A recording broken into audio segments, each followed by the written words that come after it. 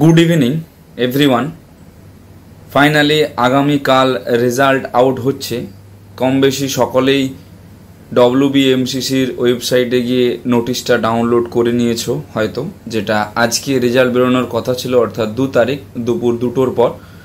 সেটা আগামীকাল বেরোচ্ছে দুপুর 12টার পর, এবং অ্যাডমিশন চলবে 5টা পর্যন্ত কালকে, এবং 4 তারিখ ও 5 তারিখ অ্যাডমিশন হবে। অর্থাৎ অ্যাডমিশনের ডেট এখনও পর্যন্ত রিশিডিউল করা হয়নি। তাই এই ভিডিওটা মূলত যে সমস্ত স্টুডেন্টদের উদ্দেশ্যে রয়েছে, থাম্বনেল দেখে তোমরা নিশ্চয়ই বুঝতে পেরে গেছো।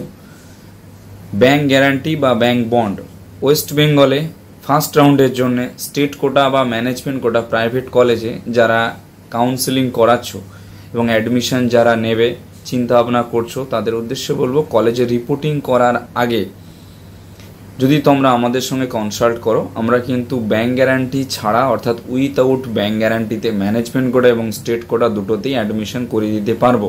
হ্যাঁ, ইটস পসিবল, তবে সেটা কলেজে রিপোর্টিং করার আগে কিন্তু ইনফর্ম করতে হবে। রিপোর্টিং করার পর বা কোনো রকমভাবে কলেজ রিজেক্ট করে দিয়েছে তোমার সমস্ত কিছু ডকুমেন্টস, অ্যাপ্লিকেশন, সমস্ত কিছু জিনিস, তারপরে এসেছো, তাহলে কিন্তু হবে না।